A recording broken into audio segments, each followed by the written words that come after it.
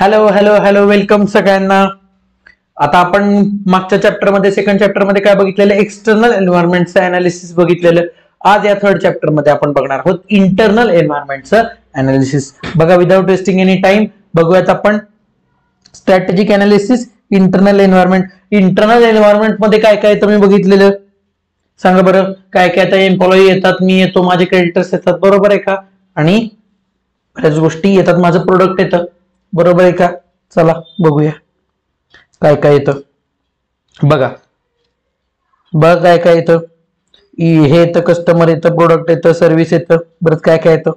चला, strategic analysis is equally important when it comes to internal environment assessment. साहजिक आहे, internal एन्व्हायरमेंटच्या स्टडीने मला काय करणार आहे, इंटरनल एन्व्हायरमेंटच्या स्टडीने मला करणार आहेत माझ्या स्ट्रेंथ आणि माझ्या विकनेसेस आणि माझ्या इंटरनल रिस्क मला कळणार आहेत. बघा, इंटरनल एन्व्हायरमेंट रेफर्स, बघा काय काय रेफर करतं to sum of total of people, individuals, groups, stake holders, process input, throughput, output, physical infrastructure, space, equipment and physical conditions of work, admin, lines of authority, power, responsibility, accountability and organizational culture, intangible aspects of working relationship, philosophy, values, ethics that shape an organization's identity. थोडक्यात बघा, हे सगळ्या गोष्टी आहेत या माझ्या ऑर्गनायझेशनच्या आतल्या गोष्टी आहेत, बरोबर का. या आतल्या गोष्टी आहेत सगळ्या. बघा कोणत्या कोणत्या. स्टेक होल्डर्स माझा इंटरनल मॅटर आहे. माझ्या ऑर्गनायझेशन मध्ये इंडिव्हिज्युअल्स आणि ग्रुप ऑफ पीपल काय असतील तर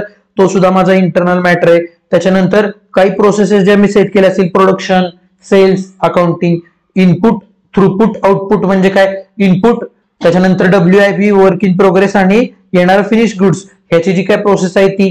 त्याच्यानंतर फिजिकल इन्फ्रास्ट्रक्चर म्हणजे माझं ऑफिस, बरोबर आहे का, माझं कंपनीचं ऑफिस, माझी फॅक्टरी, बरोबर आहे का, त्याचं इंटेरियर. त्याच्यानंतर इन्फ्रामध्ये काय काय येतं अजून, मी काय सोयी सुविधा देत असेल, फॅसिलिटी, त्या स्पेसेस, बरोबर का. Equipment and physical conditions of work, माझी मशिनरी, आणि माझ्या कामाबरोबर कामाची काय कंडिशन आहे, कामाची कंडिशन म्हणण्यापेक्षा वर्क कल्चर कसं आहे, बरोबर आहे का, वर्क एन्व्हायरमेंट कसं आहे, administrative ऍपरेटस, lines of authority and power, बघा म्हणजे ऑर्गनायझेशन स्ट्रक्चर काय, top level, middle level, bottom level. त्याच्यानंतर रिस्पॉन्सिबिलिटीज कशा कशा मी डिवाइड केल्यात. अकाउंटेबिलिटी म्हणजे काय, कोणत्या वर्कसाठी कोण माणूस जबाबदार आहे, कोणत्या वर्कची अथॉरिटी कोणाला दिली आहे, कोणाच्या अंडर गोष्टी कोणत्या कोणत्या येतात. आणि organisational culture, intangible aspects of working relationships म्हणजे काय, वर्क एन्व्हायरमेंट. वर्क एन्व्हायरमेंट कसं आहे माझ्या ऑर्गनायझेशन मध्ये, टॉक्सिक आहे का फ्रेंडली आहे.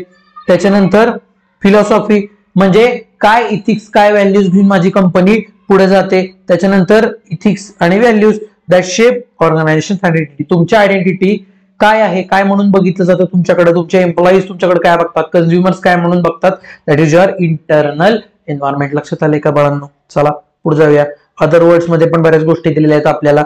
Internal environment is specific to each organisation. बघा माझ्या आतल्या गोष्टी सगळ्या, बरोबर आहे का, माझ्या ऑर्गनायझेशन मध्ये जे वातावरण असेल ते समोरच्या ऑर्गनायझेशन मध्ये असेल असं आहे का, नाही.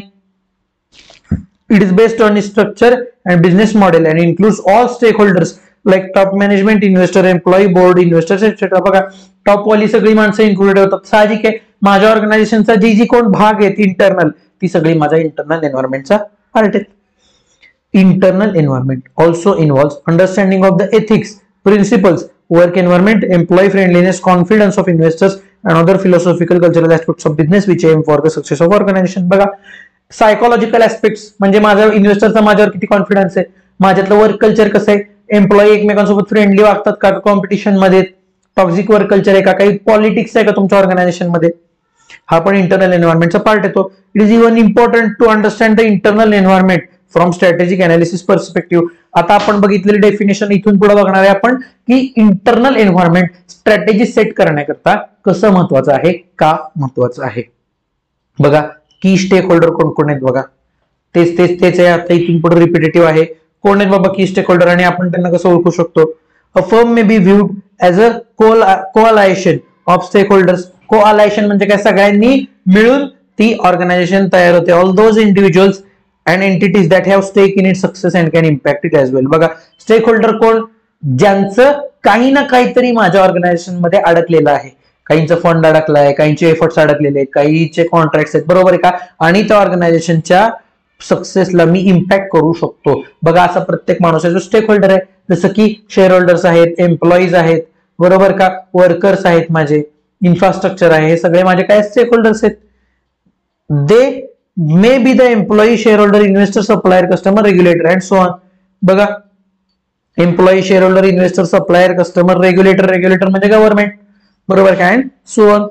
This in the view of the firm is in contrast to the earlier view of the firm that was considered to be an extension of the owners and shareholders alone. बघा आधी काय असायचं, फर्म म्हणजे काय तर owner, बरोबर आहे का, ओनर हाच जबाबदार झाला जायचा. पण आता ओनर हा स्टेक होल्डर एकटा नाहीये, सगळेच आहेत. बघा एम्प्लॉई सुद्धा स्टेक होल्डर्स आहेत. का, कारण एम्प्लॉईज माझ्या फर्मच्या सक्सेस वरती इम्पॅक्ट करतात. त्यामुळे आता माझा व्ह्यू काय झाला, जरा ब्रॉडर व्ह्यू झाला. मी जरा ब्रॉड व्ह्यू मध्ये विचार करायला सुरुवात केली. Thus it may be reiterated that the stakeholders can be defined as any person or group of individuals, internal or external, that has an interest in or impact on the business of strategy of the organization. बघा simple आहे, बाहेरचा असो किंवा आतला असो, माझ्या बिझनेसवर impact करणारा माझ्यासाठी इंटरनल संपला विषय. लक्षात आलं का?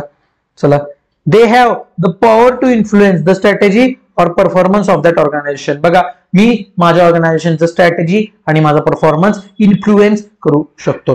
Generally stake holders include management, employee, share holder, customer and vendor. बघा सिंपल. आणि additionally other individuals such as government, labour union, local group which are often considered as stake holders depending on their impact on the particular organisation. बघा normal तर आहेत, management आहे, employee आहे, share holder आहे, customer आहे, vendor आहे, पण त्यासोबत लेबर युनियन. बघा लेबर युनियननी जर स्ट्राईक केलं तर माझ्या व्यवसाय मग ते सुद्धा झाले माझा इंटरनल एन्व्हायरमेंटचा पार्ट, माझे झाले ते stake holders. Each stake holder will be affected by business strategy that organisation chooses and implements. माझ्या स्ट्रॅटेजीमुळे अफेक्ट होणारे माझे स्टेक होल्डर्स असतात. It is important to first identify the key stake holders. बघा की स्टेक होल्डर कोण कोणी ओळखायचं. Each stakeholder exerts a different level of influence and they have different level of interest in the organization. For example, organization involved in healthcare needs to have long-term perspective about its return on investment, as there may be long time between investment and research timelines and a commercial outcome, while shareholders whose main concern is quick profits may be more hesitant to support organization spending funds on something that may not see in return in near future. बघा stake holder पैकी की stake holder कोण आहे ज्यांचा major impact आहे, बरोबर का. जसं की एखादा ऑर्गनायझेशन आहे, ह्याच एक्झाम्पल घेऊया आपण, की मेडिकल रिसर्च करतोय मी नवीन नवीन औषधांचा.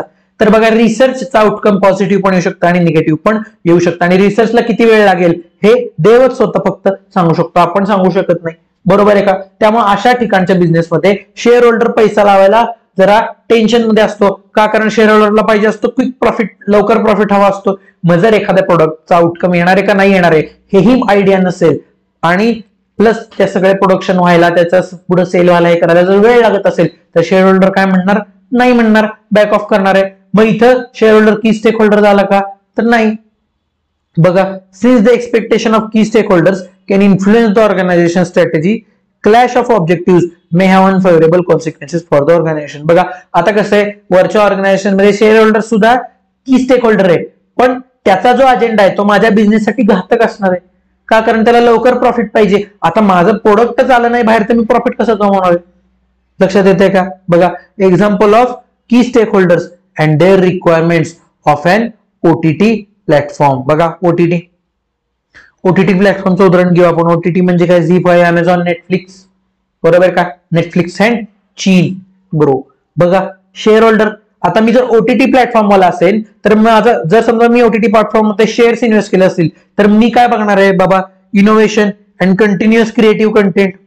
बघा सारखं नवीन नवीन काहीतरी टाकत राहिलं पाहिजे. का, कारण आमच्यासारखी माणसं असतात जे अख्खा ओटीटी चालवून बसलेत, बरोबर का. आम्हाला जोपर्यंत नवीन कंटेंट येत नाही, क्रिएटिव्ह कंटेंट येत नाही, आम्हाला बोर होणार आहे. जसं की आता मी ओटीटीतला असा एकही पिक्चर नाही, एकही क्लिप नाही जी मी बघितलेली नाहीये. मग जोपर्यंत नवीन काही गोष्टी येत नाहीत तोपर्यंत मी काय होणार, मी बोर होत राहणार आहे. बिईंग अ शेअर होल्डर मी काय म्हणणार की माझा स्टेक आहे, मी जर त्या नेटफ्लिक्सच्या कंपनीत स्टेक लावणार असेल तर कंपनी चालली पाहिजे. कंपनी चालण्याकरता continuous creative content, continuous innovation, continuous changes त्या प्लॅटफॉर्मवरती होत राहिले पाहिजेत. त्याच्यानंतर मला रिटर्न्स पण आले पाहिजेत. जेवढे सबस्क्रिप्शन वाढतील तेवढा प्रॉफिट वाढेल, प्रॉफिट वाढला की रिटर्न येणार. Corporate social responsibility, CSR related पण काहीतरी ऍक्टिव्हिटीज केल्या पाहिजेत. OTT need to promote themselves and to promote their culture. Top ranking of the organisation. बघा टॉप रँकिंग आपण बघतो की आपल्या ऑर्गनायझेशन मध्ये, आपल्या कंपनीमध्ये कोणत्या गोष्टीवर टॉप रँकिंग आहे, कोणता कंटेंट टॉप रँकिंगला आहे, बरोबर आहे का. आणि हायएस्ट मार्केट शेअर माझ्या फर्मचा असलं पाहिजे. साहजिक आहे, मी जर पैसे लावतोय तर मी ज्या कंपनीत पैसे लावतोय त्या कंपनीचा माझ्या OTT प्लॅटफॉर्म इंडस्ट्रीमध्ये हायएस्ट स्टेक हवा, बरोबर आहे का. तरच मी as a stakeholder invest करू शकणार आहे. त्यानंतर CEO आणि बोर्ड ऑफ डायरेक्टर्स. CEO आणि बोर्ड ऑफ डायरेक्टर्स काय म्हणतात, प्रेस्टीज. माझ्या व्यवसायाचं एक प्रेस्टीज डेव्हलप झालं पाहिजे मार्केटमध्ये. जसं की सगळे पिक्चर, आज उद्या समजा जर मी आदिपुरुष लावला पिक्चर थिएटरला, तर आदिपुरुषवाल्यांना वाटलं पाहिजे की मी देणार तर नेटफ्लिक्स वरतीच देणार, बाकी कुठल्या OTTला देणार नाही. हे काय प्रेस्टीज आहे, बरोबर आहे का. मार्केट शेअर काय आहे, मार्केट शेअर माझा मार्केट शेअर वाढला पाहिजे, बरोबर आहे का. मेजॉरिटी OTTचं मार्केट शेअर केव्हा वाढतो, जेव्हा नंबर ऑफ सबस्क्रायबर्स वाढतात आणि सगळ्या चांगल्या आणि हिट मूव्हीज त्या प्लॅटफॉर्मवरती येतात. For example Netflix. आदिपुरुष सारखी बाप नाथखळा कुणीही बघणार नाही असा पिक्चर सुद्धा नेटफ्लिक्स वरती. विचार करा काय प्रेस्टीज असेल नेटफ्लिक्सचं. Revenue and profit growth. Revenue पण व्हायला पाहिजे, प्रॉफिट ग्रोथ व्हायला पाहिजे, असं मी being CEO and director target ठेवणार आहे. आणि मार्केटमध्ये नंबर 1 रँकिंगला माझा OTT आला पाहिजे, बरोबर आहे का. बघा आता मेजर वेंडर, प्रोडक्शन हाऊसेस. बघा माझे वेंडर कोण असणार आहेत, प्रोडक्शन हाऊसेस. YRF असणार आहे, बरोबर आहे का. त्यानंतर कोण आहे, होमबाले फिल्म्स असणार आहे, जे की KGF, बरोबर आहे का. अशा काही प्रोडक्शन हाऊसेस असणार आहेत, ते माझे वेंडर असणार आहेत, ते मला राईट्स देणार आहेत, बरोबर आहे का. साहजिक आहे ना, मी त्यांच्याकडून राईट्स घेणार आहेत प्रोडक्शनचे, म्हणजे ह्याचे डिस्ट्रीब्युशनचे राईट्स घेणार आहे. मग अशा केसमध्ये यांचे माझ्याकडून काय एक्सपेक्टेशन असणार आहेत, ग्रोथ, की जेवढं वॉचिंग वाढेल माझं, जेवढ्या फिल्मचं वॉचिंग वाढेल तेवढा शेअर मला मिळावा. Stability of ordering. बघा त्या प्रोडक्शन हाऊसेसचे फ्रिक्वेंट पिक्चर्स माझ्या OTTवर लागले पाहिजेत. आणि स्टेबल मार्जिन्स. बघा पिक्चर कोणी बघू न बघू मला एक थोडीफार अमाऊंट तरी स्टेबल येत राहिली पाहिजे, हे माझं एक्सपेक्टेशन असणार आहे. कंझ्युमर म्हणजे व्ह्युअर्स, तुमच्या आमच्यासारखे व्ह्युअर्स जे OTT बघतात, बरोबर आहे का. नेटफ्लिक्स आहे, ऑल्ट बालाजी आहे, बरोबर का. OTTचा कंटेंट आहे. तसं आता मी काय म्हणणार, मला रोज नवीन कंटेंट दिसला पाहिजे, नवीन इनोव्हेटिव्ह कंटेंट दिसला पाहिजे. रोज तेच बघून कंटाळलो मी आता. अॅनिमल मधले रणबीर कपूरची दाढी माझ्या स्वप्नात पांढरी झाली तरी मी रोज अॅनिमलच बघतोय. दुसरा नवीन पिक्चरच येत नसेल तर मी काय होणार आहे, बोर होणार आहे आणि मी सबस्क्रिप्शन बंद करून टाकणार आहे, OTT शिफ्ट करणार आहे आणि मी शिफ्ट होणार आहे ZEE5 वरती. बघा बेटर डील्स, प्राइसिंग बेनिफिट. बघा डील्स मिळाले पाहिजेत मला. दर महिना 199, कधीतरी 119 रुपये पण घ्या रे आमच्याकडनं. कधी डिस्काउंट मिळाला पाहिजे, कधी एक महिना फ्री द्या तुम्ही, असलं काही देत नाही नेटफ्लिक्स. त्यामुळे मी शिफ्ट होतो ZEE5 कडे. बघा व्हॅल्यू फॉर मनी. मी जेवढे पैसे टाकतोय त्यापेक्षा त्यातनं मला काहीतरी व्हॅल्यू जनरेट झाली पाहिजे. Value is a psychological factor, मी तुम्हाला सांगितलेलं. आणि कंटिन्युअस सप्लाय. कंटिन्यू OTT वरती काही ना काहीतरी नवीन गोष्टी आल्या पाहिजेत, किंवा आहे त्या गोष्टी सुद्धा अनइंटरप्टेड मला बघता आल्या पाहिजेत. असं नको व्हायला की अर्धा पिक्चर झाला, क्लायमॅक्स जवळ आले, OTT बंद पडलं, असं व्हायला नाही पाहिजे. कंटिन्यू झालं पाहिजे, कंटिन्यू चालू राहिलं पाहिजे OTT. एम्प्लॉईची काय अपेक्षा असणार आहे, जो नेटफ्लिक्स मध्ये काम करतो बिचारा, त्याचं काम काय असणार आहे, त्याला वेजेस चांगले मिळावे, त्याला बेनिफिट मिळावं, बरोबर का. त्याला बेनिफिट म्हणून बोनसेस मिळावे, इन्क्रीमेंट्स मिळावे, अजून काय मिळावं, OTT मला फ्री मिळालं पाहिजे मी ज्या ह्याच्या ऑर्गनायझेशन मध्ये काम करतोय, किंवा ऍटलिस्ट नॉमिनल प्राइस मध्ये. स्टेबिलिटी ऑफ एम्प्लॉयमेंट, बरोबर आहे का. मला माझे एम्प्लॉयमेंट ही स्टेबिलिटी पाहिजे. उगाच उद्या कोण पण आला म्हणाला जावा इथून, तर असं नको व्हायला. Pride of working for a reputed organisation. बघा असं मी जेव्हा सांगतो एखाद्याला की मी नेटफ्लिक्स मध्ये काम करतोय, त्याला बापच वाटलं पाहिजे की आयला नेटफ्लिक्स मध्ये काम करतोय. म्हणजे काय, त्याला स्वतःला एक प्राईड पाहिजे की मी एका रेप्युटेड कंपनीमध्ये काम करतोय, अरे बरोबर का. स्वतःला त्याला प्राऊड मिळाला पाहिजे. हे असणार आहेत OTTचे एक्सपेक्टेशन, बरोबर आहे का. चुकीचे आहेत, बरोबर एक्सपेक्टेशन आहेत, नॉमिनल आहेत. बघा आता बघूयात आपण मेंडेलोज मॅट्रिक्स. हा मेंडेलो कोण आहे बघूया. The Mendelow stakeholder matrix, also known as stake holder analysis matrix and the power interest matrix. बघा याचे 3 नाव आहेत, 3 नामवाला आदमी, बरोबर का. Stake holder analysis matrix, power interest आणि मेंडो स्टेक होल्डर मॅट्रिक्स. हे लक्षात ठेवायचं. तिन्ही पैकी काहीही विचारलं तरी हेच लिहायचंय आपल्याला. गंगाधर ही शक्तिमान आहे. It's a simple framework to help manage key stake holders. Managing A project is extremely complicated as it involves managing the competing interests of various stakeholders who needs to know what and when, who needs to give their feedback, and who has the final approval can be confusing. However, managing stakeholders is critical to the success of project. This is where a stakeholder analysis matrix, that is Mendelow's matrix, can help. बघा बाळांनो, आज मी being a business, मला ह्या आता मी कुठे, आता मी business आहे, मी business असल्यामुळे मला या 5 लोकांशी मला डील करायचे, सगळ्यांना मला खुश ठेवायचंय. त्यामुळे कोण अप्रुव्हल करणार, कोण कसं करणार, ह्या गोष्टी जरा थोड्याशा अवघड जातात. मग ह्या गोष्टी समजून घेण्यासाठी मला कोण मदत करतं? मेंडेलो. बघा मेंडेलो आलेला आहे इथं, सजेस्ट करतो, काय सजेस्ट करतो? That one should analyse stake holder groups based on power, the ability to influence and interest.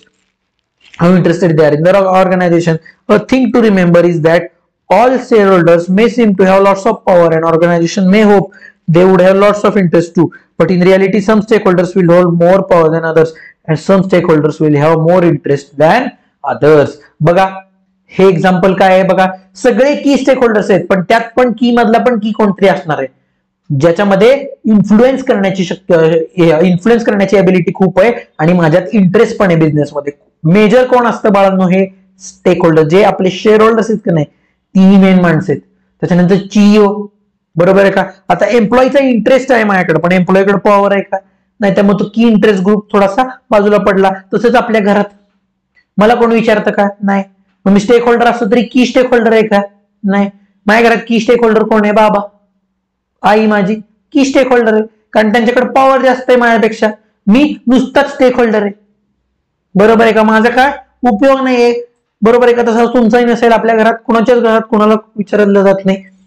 For example, a big share holder is likely to have a high power and high interest in the organization, whereas big competitor would have high power to impact strategy but potentially less interest in success of rival organization. बघा simple आहे. For example, सगळ्या share holders पैकी 51% वाला जो आहे, साहजिक आहे तो माझा की असणार आहे. तसंच बाकी समजा 4-5% घेतात आणि एकच माणूस 10%, 25% घेऊन बसलाय, तो माझा की असणार आहे. एक माझा सगळ्यात मोठा कॉम्पिटिटर नेटफ्लिक्सचा कोण आहे? अमेझॉन प्राईम, बरोबर आहे का? पण त्याला इंटरेस्ट आहे का नेटफ्लिक्स मध्ये? ऑब्व्हियसली जास्त इंटरेस्ट असणार आहे त्याला, त्याच्या ऑर्गनायझेशन मध्ये इंटरेस्ट असणार आहे.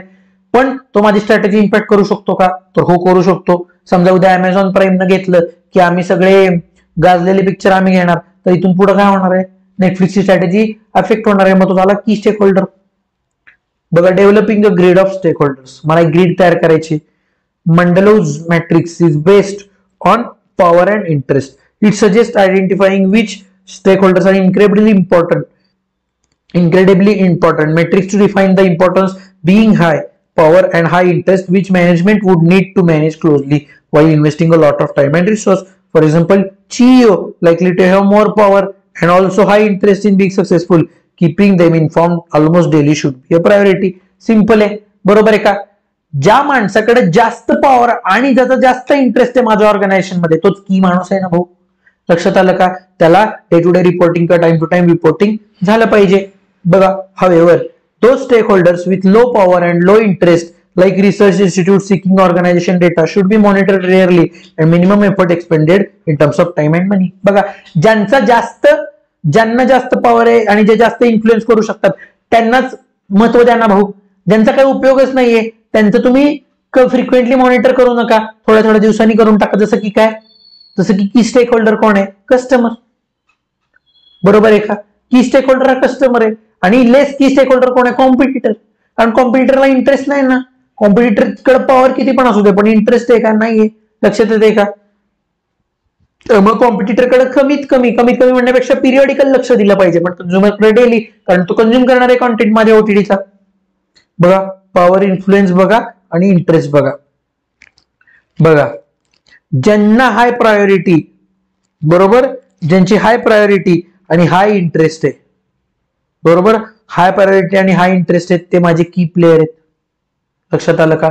ज्यांना प्रायोरिटीज पण हाय आहेत आणि ज्यांचा इंटरेस्ट पण हाय आहे, अशा लोकांना काय केलं पाहिजे? असे की प्लेयर आहेत त्यांना क्लोजली मॉनिटर केलं पाहिजे. इन्व्हॉल्विंग डिसिजन मेकिंग आणि engage regularly and build strong relationship. बघा, जसं की कोण? CEO वाल्या माणसाला, CEO ला काय केलं पाहिजे? CEO चा इंटरेस्ट पण जास्त आहे, बरोबर का? आणि CEO ला पॉवर पण जास्त आहे. सो त्यांना मॅनेज केलं पाहिजे व्यवस्थित ऍज द बिझनेस, किंवा समजा माझा एखादा की वेंडर आहे, बरोबर का, ज्याचे सगळे पिक्चर मी रिलीज करतो आणि तो माझा की वेंडर पण आहे, म्हटल्यावर तो माझ्यासाठी कोण झाला, हाय प्रायोरिटी वाला झाला का, कारण त्याच्या दृष्टीने तो माझे डिसिजन इन्फ्लुएन्स करू शकतो, बरोबर आहे का, आणि त्याच्याकडे पॉवर पण आहे की हा पिक्चर दाखवा, हा दाखवू नका, आता तुझ्याकडे नाही येत जा. मग अशा लोकांना मॅनेज करा, त्यांना डिसिजन मेकिंग मध्ये घ्या की बाबांना आम्ही तुमचा पिक्चर आता घेतोय, मग काही निर्णय घ्यायचा असेल तर घ्या, त्यांच्यासोबत स्ट्रॉंग रिलेशनशिप बिल्ड करा. ज्यांचा पॉवर जास्त आहे पण इंटरेस्ट कमी त्यांना काय करायचंय बघा, त्यांच्याशी कन्सल्ट करा कधीतरी, त्यांच्या इंटरेस्ट वाढवा. इंटरेस्ट कमी आहे ना म्हटल्यावर तो इंटरेस्ट वाढवून त्यांना की मध्ये आणलं पाहिजे, बरोबर. त्याच्यानंतर hindrance to new ideas strategy व्हायचं. ज्यांना इंटरेस्ट नसतो बाळांनो, ज्यांना इंटरेस्ट नसतो ना ते अशी लेड बॅक माणसं असतात, त्यांना जास्त उत्साह नसतो, मग ते काय होऊ शकतात, मला माझ्या नवीन आयडिया सुचवण्याचे हे करण्यात ते हिंड्रन्स एक अडथळा म्हणून ते समोर येऊ शकतात. त्यानंतर ज्यांचा इंटरेस्ट जास्त आहे पण ज्यांना पॉवर कमी आहे, असे कोण असतात, एम्प्लॉई, ज्यांचा इंटरेस्ट जास्त आहे पण त्यांच्याकडे पॉवर काहीच नाहीये बाळांनो. अशा लोकांना वरचे सगळे डिसिजन्स इन्फॉर्म करायचे, डे टू डे डिसिजन्स त्यांना कळवत राहायचे, त्यांची मतं जास्त नाही घेतली तरी चालतंय. Utilise the high interest by engaging in decisions. त्यांना असं दाखवा की आम्ही डिसिजन मध्ये तुम्हाला इन्व्हॉल्व्ह करतोय आणि त्यांना कन्सल्ट करा, त्यांचं जिथे एक्सपर्टीज आणि इंटरेस्ट आहे त्या एरियामध्ये त्यांच्याकडून कन्सल्टेशन घ्या, म्हणजे आपल्या व्यवसायाला फायदा होईल. आणि ज्यांचा इंटरेस्ट कमी, पॉवर कमी, त्यांना लो प्रायोरिटीवर ठेवा, फक्त लक्ष ठेवा त्यांच्याकडं, जास्त वेळ घालवू नका. आणि जनरल ओकेजनल कम्युनिकेशन कधीतरी करा, जसं की फीडबॅक कस्टमरला विचारला जातो, बरोबर का, कधीतरी विचारायचा. आणि मॉनिटर मात्र क्लोजली करायचंय आपल्याला, त्यांच्यात काही इन्व्हॉल्वमेंट करून घ्यायची नाही, त्यांना आपल्यात एंगेज करून घ्यायचं नाहीये. लक्षात येतंय का, या 4 गोष्टी जे सॅटिस्फाईड आहेत कोणचे आहे बघा, जे हाय पॉवर वाले आणि हाय इंटरेस्ट वाले ते की प्लेयर आहेत, बरोबर आहे का. त्या की प्लेयर सोबत रिलेशनशिप बिल्ड करा, बरोबर, त्यांना क्लोजली मॅनेज करा आणि त्यांना डिसिजन मेकिंग मध्ये इन्व्हॉल्व करा. ज्यांचा पॉवर पण कमी आणि इंटरेस्ट पण कमी, लो प्रायोरिटी मॉनिटर करा, सोडून द्या आणि पिरियॉडिक कधीतरी त्यांना इन्क्लूड करा, जनरल कम्युनिकेशन त्यांच्यासोबत ठेवा. ज्यांच्याकडे पॉवर कमी आहे पण इंटरेस्ट जास्त आहे त्यांना इन्फॉर्म करा आणि जिथं गरज पडेल तिथे त्यांचा एक्सपर्टीज वापरा. आणि ज्यांच्याकडे हाय पॉवर आहे पण इंटरेस्ट नाहीये त्यांचा इंटरेस्ट वाढवायचा प्रयत्न करा, बरोबर का, आणि त्यांच्याशी कन्सल्टेशन घ्या, त्यांचा इंटरेस्ट कसा आपल्या ऑर्गनायझेशन मध्ये वाढेल हे बघा. In the above figure we see categorisation of stake holders into 4 groups. बघा 4 ग्रुपमध्ये मी त्यांना कॅटेगराइज केले. सगळ्यात पहिला कीप सॅटिस्फाईड वाला, त्यांच्याकडे हाय पॉवर असतं पण लेस इंटरेस्ट असतो, बरोबर का. Organisation should put in enough work to keep them satisfied with their internal information on a regular basis. बघा जसं की बँक हे गव्हर्नमेंट आहे, कस्टमर आहे, गव्हर्नमेंटला तुमच्या रेव्हेन्यू मध्ये टॅक्स मध्ये इंटरेस्ट आहे, बाकी कुठे इंटरेस्ट आहे का नाही, पण गव्हर्नमेंटकडे पॉवर प्रचंड आहे, कंझ्युमरकडे पॉवर प्रचंड आहे. मग अशावेळी त्यांना काय केलं पाहिजे, त्यांचा इंटरेस्ट वाढवा. कंझ्युमरकडे पॉवर प्रचंड आहे, बरोबर, काही इंटरेस्ट जास्त नाहीये, तुमच्या धंद्यात इंटरेस्ट नाही, तुमच्या प्रोडक्ट मध्ये इंटरेस्ट आहे. लक्षात घ्या, फरक आहे. माझ्या धंद्यात इंटरेस्ट असणं आणि माझ्या प्रोडक्ट मध्ये इंटरेस्ट असणं यामध्ये खूप फरक आहे. कंझ्युमरला प्रोडक्ट मध्ये इंटरेस्ट असतो, व्यवसायात इंटरेस्ट नसतो. लक्षात आलं का. त्यामुळे कंझ्युमरला काय करायचं, कंझ्युमरला सॅटिस्फाईड ठेवायचं, म्हणजे कंझ्युमर माझा प्रोडक्ट घेत राहतो. लक्षात येते का. की प्लेयर हाय पॉवर आणि हायली इंटरेस्टेड, माझ्या धंद्यामध्ये इंटरेस्ट असणारे, प्रोडक्ट मध्ये जाऊ दे घरी, धंद्यात इंटरेस्ट असणारे आणि धंद्यात पॉवर असणारे प्लेयर्स. बघा ऑर्गनायझेशन एम should be fully engage this group, making greatest efforts to satisfy, take their advice, build actions and keep them informed with all information. For example, CEO, board of directors, shareholder कडे लई power असते, बरोबर आहे का. आज मी पैसा काढून घेतला तर कंपनी दिवाळखोरीत जाणार आहे आणि त्यांचा इंटरेस्ट पण असतो का, कारण धंदा जसा वर खाली होणार आहे तसं तसे माझे रिटर्न्स पण वर खाली होणार आहे. मग अशा लोकांना कंटिन्यू इन्व्हॉल्वमेंट करून घ्या, त्यांची ऍडवाइस घ्या, त्यांच्या ऍडवाइस वरती ऍक्शन घ्या, बरोबर आहे का. आणि त्यांना फुल्ली एंगेज करून घ्या, त्यांना पूर्ण सॅटिस्फॅक्शन आयुष्याचं झालं पाहिजे की मी या कंपनीत पैसा लावला, मी धन्य झालो, आता आयुष्यात मला पुन्हा काही नको असं त्यांना वाटलं पाहिजे. एक असतात लो प्रायोरिटी स्टेक होल्डर्स, ज्यांच्याकडे पॉवर पण नसते आणि लई इंटरेस्ट पण नसतो आपल्यात, बरोबर का. शुड ओनली मॉनिटर देम, त्यांना फक्त मॉनिटर करा, नो गरज त्यांना सॅटिस्फाय करायची काय गरज नाहीये, फक्त मिनिमम एफर्ट्स द्या, आपलं ते चालू राहते, बरोबर आहे का. Keeping and eye to check on their level of interest or power change, काही पॉवर चेंज तर होत नाही त्यांची, हे बघत राहायचं. For example business magazine, media houses etcetera. म्हणजे काय, जे माझ्या व्यवसायामध्ये ज्यांना इंटरेस्ट पण नसतो, ज्यांच्याकडे माझ्या व्यवसाय इन्फ्लुएन्स करायची पॉवर पण नसते, मीडिया हाऊसेस, पब्लिकेशन्स, म्हणजे इंस्टाग्रामचा रील स्टार एखादा आला तर लो प्रायोरिटी, बरोबर आहे का? फक्त मला बघायचं की त्याच्याकडे किती पॉवर, त्याच्यातली पॉवर बदलती का नाही बदलते माझ्या ओटीटी करता हे बघायचंय. पॉवर बदलली की त्याचं कॅटेगरायझेशन बदलेल, कॅटेगरायझेशन बदललं की त्याची ट्रीटमेंट बदलेल. कीप इन्फॉर्म स्टेक होल्डर्स, ज्यांच्याकडे लो पॉवर असते पण लई इंटरेस्ट असतो आपल्यात, बरोबर आहे का? एम्प्लॉई सांगितलंय मी, कमी पॉवर आणि जास्त इंटरेस्ट वाला एम्प्लॉई असतो. Should adequately inform the group of people and communicate to ensure that no major issues are. बघा, त्यांना पण सॅटिस्फाय ठेवायचं, त्यांच्याशी कम्युनिकेशन करायचंय आणि काही इश्यू येणार, इश्यू तर करू शकणार नाही ती लोक, ते इन्शुअर करायचं. Employee, vendor, supplier, legal expert, advocate वगैरेची टीम असेल तर ही लोक काय आहेत, हायली इंटरेस्टेड आहेत, पण त्यांच्याकडे पॉवर जास्त नाहीये. मग अशा लोकांना इन्फॉर्मेशन वेळ टू वेळ देत राहायचं आणि रिअल टाइम मध्ये त्यांच्याकडून फीडबॅक घेत राहायचा गोष्टींचा आणि शांत बसायचं. लक्षात आलं का? आणि गरजेपुरतच त्यांना इन्फॉर्मेशन द्यायची, लई इन्फॉर्मेशन देत बसायचं नाही. An important thing that strategists should be aware of is the importance of remembering that the environment is highly dynamic and certain things might happen that can cause stakeholders to suddenly move between the quadrants. साहजिक आहे, किती काही झालं तरी आपण बघितलंय first चॅप्टरला की environment हे डायनॅमिक असतं, सतत बदलणार असतं. त्यामुळं काही सिच्युएशन काही वेळेला अशी येते की स्टेक होल्डर्स माझ्या ऑर्गनायझेशन सोडून जाऊ पण शकतात.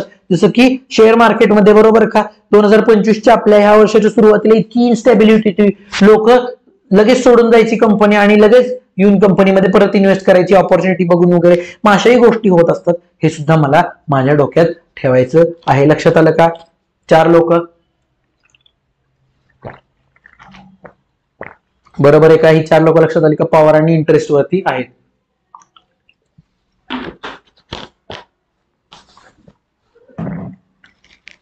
पुढे जाऊया. For example, organisation might inadvertently contravene to a regulation, say GST compliance, which would cause the regulatory body to move from high power low interest to high power high interest. साहजिक आहे बघा, जोपर्यंत जीएसटी किंवा जोपर्यंत तुम्ही कायद्याचा भंग करत नाही तोपर्यंत सरकारला तुमच्यात इंटरेस्ट आहे का? नाही. ज्या दिवशी तुम्ही कायदा भंग केला त्या दिवशी सरकार हाय इंटरेस्ट मध्ये हाय पॉवर मध्ये आलं का? कारण तुम्ही कायदा व्हायलेट केलाय, आता आम्ही उरावर बसणार तुमच्या, बरोबर आहे का? सो तुमचा ग्रुप इकडून तिकडं मूव्ह होऊ शकतो. This would then require different way of managing and communicating with the stakeholder. आता गव्हर्नमेंट की स्टेक होल्डर झाला, आता त्याच्याशी कम्युनिकेशन मला वेगळं ठेवावं लागेल. आता मला त्याला नोटिसांना उत्तरे द्यावी लागतील, काय असतील ती पेनल्टी भरली पाहिजे, त्या ऑफिसरला भेटलं पाहिजे, त्याच्या हातापाया पडलं पाहिजे. Equally media houses would also move from low power low interest to low power high interest. So it's always worth reanalysing Mendelow's grid for one organisation in event of change in environment. बघा, लोक group बदलू शकतात. मग अशा केसमध्ये माझं environmental analysis कायम झालं पाहिजे. जेव्हा केव्हा मला असं वाटेल की आता अंतर्गत वातावरण चेंज होते तेव्हा मला सगळ्यांचे पुन्हा एकदा मॉनिटरिंग केलं पाहिजे की कोण हाय लो आलंय, लो लो आलंय, हाय हाय वाले कोण कोण आहेत, बरोबर का? ते बाजूला काढलं पाहिजे. लक्षात आलंय का? बघा बघा, एक एक्झाम्पल मी देतो. हे जे मीडिया हाऊस वाले का नाही त्याचं एक्झाम्पल देतो की जे लो पॉवर लो इंटरेस्ट पासून लो पॉवर हाय इंटरेस्ट मध्ये कधी जातात. जेव्हा तुमच्या ऑर्गनायझेशन मध्ये काही तडकती फडकती बातमी होती, समजा लेबर लॉचा संप झाला तुमच्या ऑर्गनायझेशन मध्ये, आता मीडिया हाऊसला काय झालं, हाय इंटरेस्ट आला तुमच्यात का? कारण त्यांना त्यांचं टीआरपी वाढवणार, पण पॉवर आहे का त्यांच्याकडे? काय पॉवर घंटा काय नसती, बरोबर आहे का? पण इंटरेस्ट वाढला तुमच्यात, मग येणार, बरोबर आहे का? टिंब टिंब चॅनल कडनं टिंब टिंब कॅमेरामॅन सोबत मी टिंब टिंब बोलतोय, इथं इथं टिंब टिंब गोष्ट झालेली आहे, बरोबर का? लक्षात आलं का? Activity, identify and group the below stakeholders in 4 groups as suggested by Mendelow for an e commerce startup. बघा, आपण करूयात. कोण आहेत? सीईओ. सीईओ काय आहे बाळांनो? सीईओ की प्लेयर आहे, बरोबर आहे का? High priority, high power, high interest, बरोबर आहे का? हाय पॉवर हाय इंटरेस्ट आहे, त्यामुळे मी त्याला सीईओ ला काय करणार आहे? हाय सीईओ 1 नंबर आहे माझा की प्लेयर, बरोबर आहे का? Mango partners and trick groups investor, माझ्यातला इन्व्हेस्टर कडे सुद्धा हाय पॉवर असते, हाय पॉवर असते आणि हाय इंटरेस्ट असतो. एमएसएमई मिनिस्ट्री, एमएसएमई मिनिस्ट्री कोण आहे?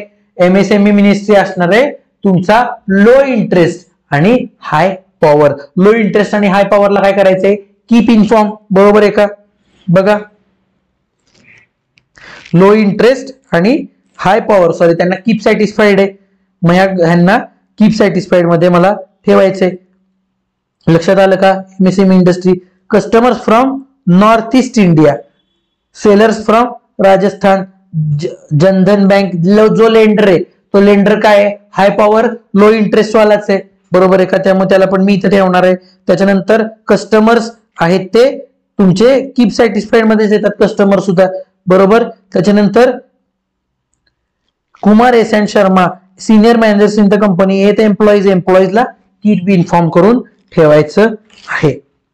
बघा लक्षात येते का, समजतंय का काही, या सगळ्या गोष्टी आहेत. लक्षात आले का कॅटेगरायझेशन, नाही कळालं तर मी टेलिग्राम वरती आहे, युट्यूबच्या कमेंट्स मध्ये आहे आणि फिजिकल वाल्यांसाठी मी समोरच बसलेलो आहे. बघा आता बघूयात स्ट्रॅटेजिक ड्रायव्हर, तत्पूर्वी घेऊयात एक 2 मिनिटाचा ब्रेक. लक्षात आलं का, चला ब्रेक घेऊया. चला वेलकम बॅक. मी आलेलो आहे पुन्हा शर्ट बदलून राहिलेला चॅप्टर कव्हर करून घ्यायला. चला आता बघूयात आपण पुढे स्ट्रॅटेजिक ड्रायव्हर्स, बरोबर का. Strategic drivers, an important aspect of internal analysis is assessing the current performance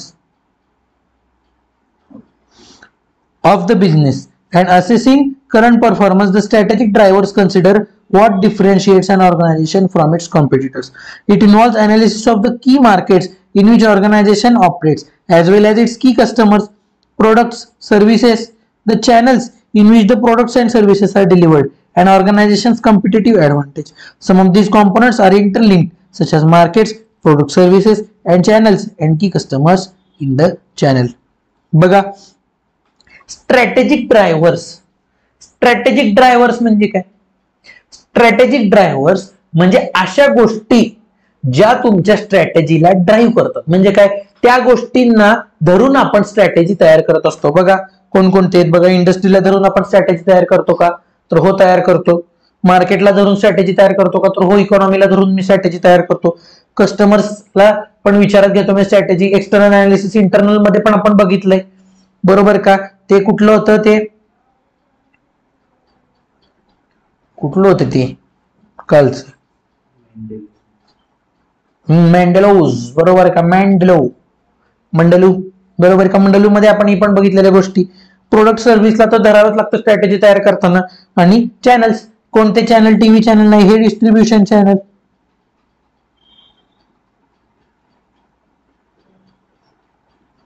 distribution channel, बरोबर का. डिस्ट्रीब्युशन चॅनल म्हणजे काय, logistics.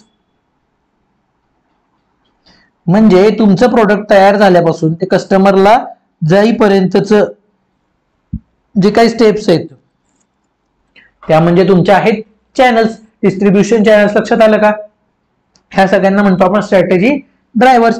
They can be varied ways to access current performance, and it's highly subjected because of management metrics and ease of doing business. It can either be profit driven, purpose driven, or any metrics. But in general, the key strategic drivers include, बघा हे की strategic drivers आहेत, या लोकांना धरून आपण strategies तयार करतो. बघूया पहिला driver. In terms of the internal environment, it is very important to understand its relative position in the industry and in the market in which it operates. There are many ways to do this, but require analysis and understanding of the environment. बघा market आणि इंडस्ट्रीचा environment आपल्याला कळणं गरजेचं आहे.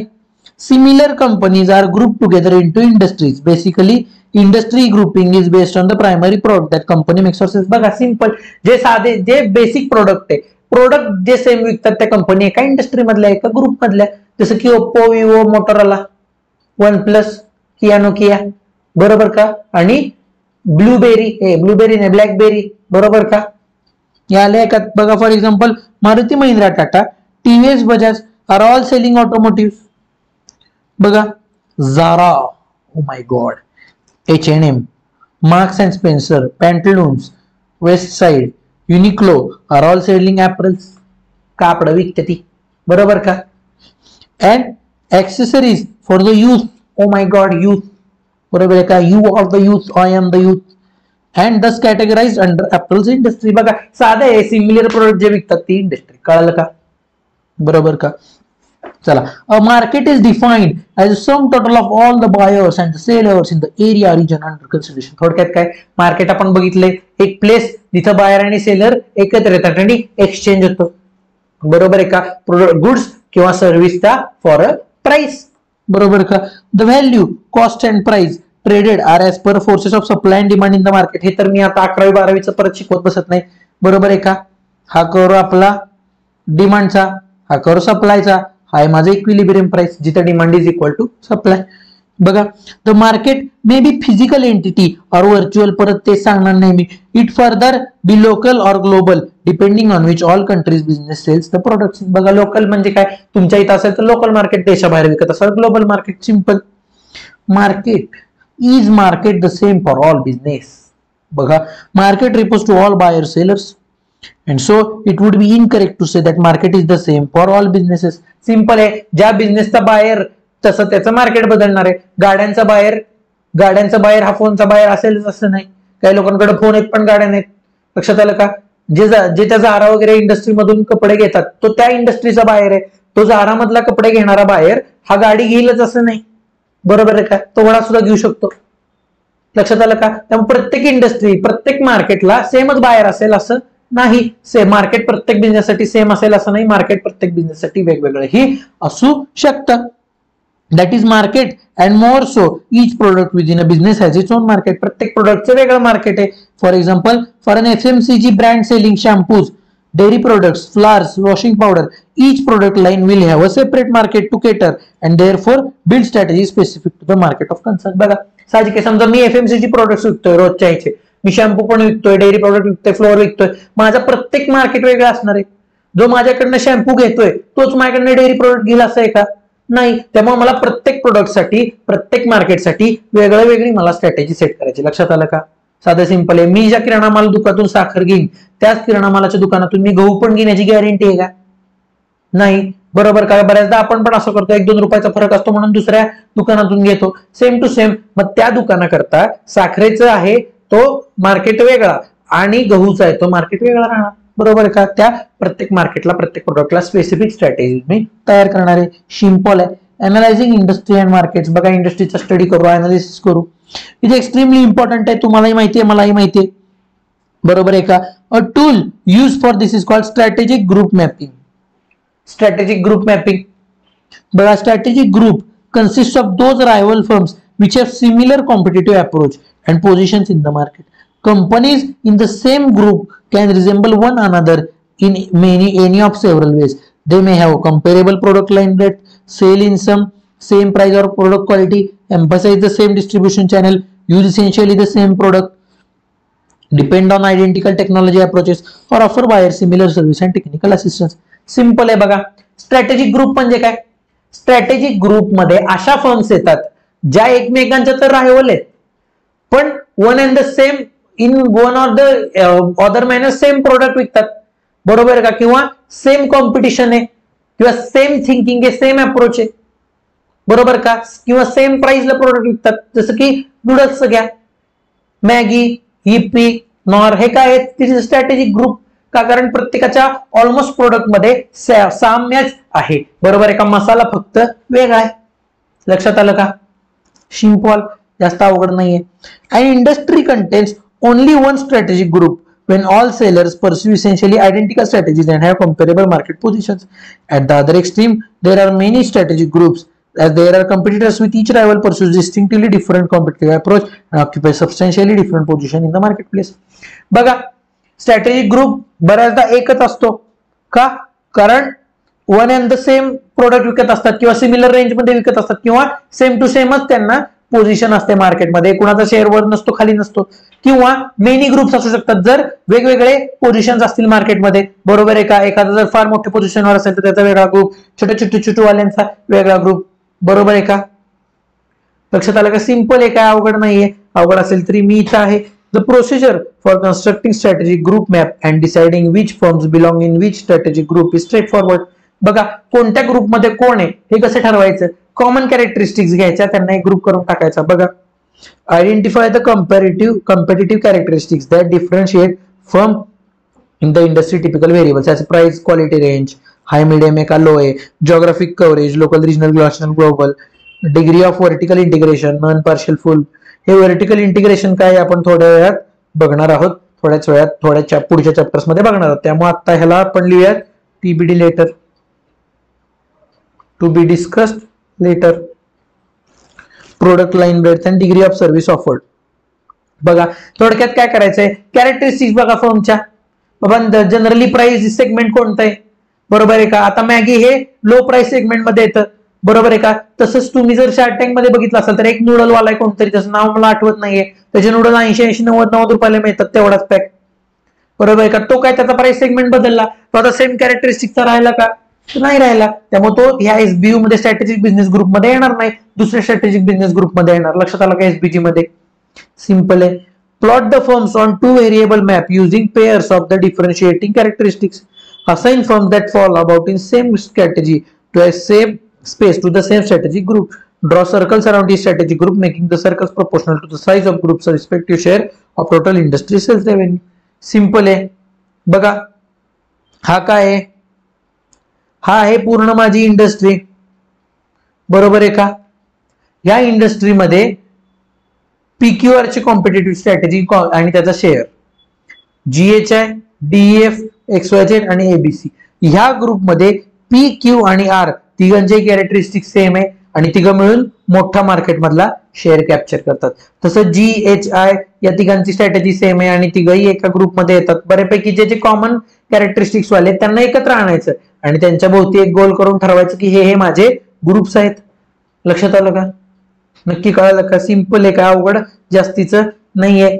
ABCDEFG PQR are the companies operating in the same industry. Let us assume that all companies are selling laptops. बघा सगळे laptop विकतात बिचारे. Now on the y-axis is the reputation of the company and on the x-axis is the range of their products. Simple आहे बघा. y-axis ला काय आहे, reputation म्हणजे HP, रेप्युटेशन कस्टमरच्या दृष्टीने कोणता ब्रँड व्हॅल्युएबल आहे, आणि x आहे that is the range of products, बरोबर का. ज्याची रेप्युटेशन पण हाय आहे आणि त्याचं रेंज ऑफ प्रोडक्ट्स पण चांगलं आहे, हा आहे जीएचआय. मग हा एक ग्रुप झाला. लक्षात आलं का. बघा, the reputation is depicted through the size of the bubble of company along with the how high it is on the y-axis. On the x-axis we can see how huge their product range is. A simple glance of mapping chart shows that even though ABC has few models but has great reputation. बघा ABC model कमी आहेत, few models, पण reputation भयानक, बरोबर का, एवढी reputation. Similarly जीएचआय काय good range आहेत आणि is the most reputed company. मी म्हणलेलं बघा, लय रेप्युटेशन आणि प्रोडक्ट पण बऱ्यापैकी आहेत, मीडियम आहेत. त्यानंतर another view is that XYZ and GHI have same number of models as both on the place of x-axis, but GHI has much reputation than XYZ. बघा GHI आणि XYZ याला product range same आहे, पण respect wise GHI ला respect जास्त मिळते, बरोबर आहे का. हा ऍपल आहे, हा मायक्रोमॅक्स आहे. लक्षात आलं का. Strategies can analyze the market by making number of scenarios like above to understand competition. Thus, this analysis helps a business to understand its competition in terms of 2 or more factors like reputation and range in the single graphical representation. लक्षात आलं का. असं केल्यामुळं तुम्ही म्हणाला आता हे सगळे गोळे करून आयुष्यात मला काय फायदा झाला, बरोबर आहे का. काय फायदा झाला बाळांनो, एबीसीला आता लक्षात आलंय की मला रेप्युटेशन तर आहेच आहे, पण मला आता कुठंतरी कॉम्पिटिशन करायचंय पीक्यूआर ला आणि जीएचआय ला, तर मला माझ्या प्रोडक्टची व्हरायटी वाढवली पाहिजे. लक्षात आलं का. पीक्यूआर ला काय कळते, पीक्यूआर म्हणते माझ्याकडे लय प्रोडक्ट पण रिस्पेक्ट आहे का, नाही. मग मला रेप्युटेशन अचीव्ह करण्याकरता ब्रँड व्हॅल्यू बिल्ड केली पाहिजे. लक्षात आलं का. मग त्या रिलेटेड मी स्ट्रॅटेजी सेट करणार, हा प्रोडक्शन वाढवण्याकरता स्ट्रॅटेजी सेट करणार. समजलं का, नक्की समजलं का. जायचे का पुढं. चला आता बघितलं आपण इंडस्ट्री बघितलं, मार्केट बघितलं, आता बघतोय कंझ्युमर्स. बघा, understanding the different types of customers to whom the organization products are sold, it is not only important but also the first step in deciding product or service. Different customers may have different needs and require different sale models or distribution channels. Consider the example of headphones brand. The customers can be grouped under high value buyers, medium value buyers and low value buyers based on amount they are willing to spend, thus helping the business to understand their key customers and focus areas on improvement. Simple आहे बघा. माझा customer कोण आहे मला ओळखायचे. माझा customer असा आहे का की ज्याला पैशाने काय फरक पडत नाही, ब्रँड इम्पॉर्टंट आहे भाई, ब्रँड. मग असा तो हाय अमाऊंट पेइंग कस्टमर आहे. आता तुमच्या आमच्यासारखे कसे आपण लो व्हॅल्यू बायर्स आहेत, बरोबर आहे का. आपण व्हॅल्यू आधी बघणार आणि त्या व्हॅल्यू जी मॅक्सिमम क्वालिटी मिळेल ती आपण घेणार आहे. सो आपण we are low value buyers. आणि काही मिडियम व्हॅल्यू बायर्स असतात, तुम्ही सीए झाल्यानंतर लो मधून डायरेक्ट हायला शिफ्ट होणार आहे. मी सीए झालो तरी मी लो मधून मीडियम मध्येच आहे अजून, का तर मेंटॅलिटी. लक्षात आलं का? मला माहितीये की कोणतीही चांगली गोष्ट किती महागडी घेतली तरी 2-3 वर्षाच्या त्याला लाईफ नाहीये. बरोबर आहे का? मग अशा कस्टमरची रेंज केली तर मला कळतं की माझा कस्टमर कोणत्या ग्रुप, कोणत्या रेंजमध्ये सगळ्यात जास्त आहे, कोणत्या रेंजमध्ये सगळ्यात जास्त आहे. मग ह्या माणसाला मला केटर करायचा. हा झाला माझा की स्टेक होल्डर. की स्टेक होल्डर कालचा मागच्या सेशनचा की स्टेक होल्डर. बरोबर आहे का? चला बघा, कस्टमर 1000 मध्ये दिलेत आपल्याला. बाळांनो लई मोकार कस्टमर, हाय व्हॅल्यू वाले 3500 म्हणजे 35 लाख कस्टमर आहेत. बरोबर का? मीडियम व्हॅल्यू 15 लाख ते 35 लाख आहेत. आणि माझ्यासारखे लो व्हॅल्यू कस्टमर जे 1,500च्या आतले, 1,500च्या आत खर्च करू मागतात ते भरपूर कस्टमर आहेत. 1,500 ते 3,500 खर्च करणारे जरा मीडियम आहेत आणि 3,500च्या वर खर्च करणारे आणि कमी आहेत. हे हाय व्हॅल्यू आपल्याला इथं जायचंय. बरोबर का? आणि मी इथं खुश आहे, इथं आणि इथं. बघा, as customers are often responsible for the generation of profile obtained by an organization, it is important to be able to collect and display data in order to show consumer trends and profitability. Issues with the customers can be identified, target areas can be pursued based on the findings.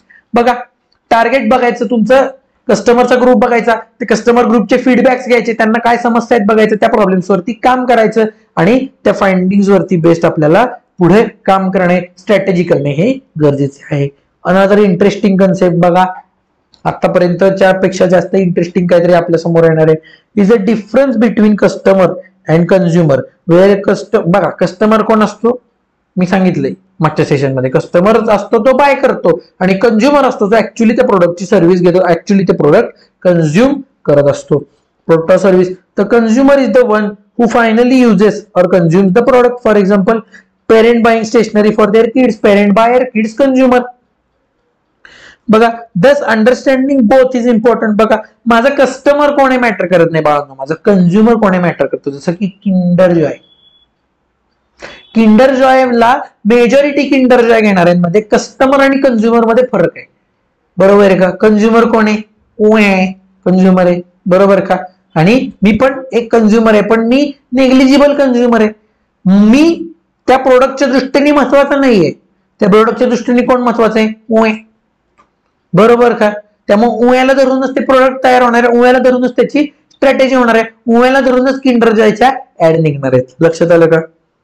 From a pricing perspective the customer is of more importance and from value consumer needs to be kept. बरोबर आहे?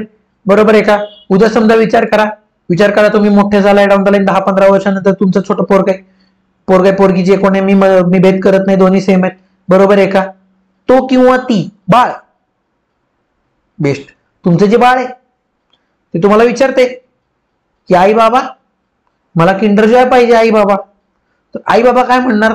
थांब बाळा, आधी त्याची price बघू दे मला. बरोबर आहे ना? मी प्राइस बघणार आहे आणि मगच घेणार आहे. बरोबर का? अर्थात पोरगा किंवा मुलगी मागते म्हणल्यावर मी प्राइस बघणार नाही, पण बरेच वेळी मला विचार करावा लागतो.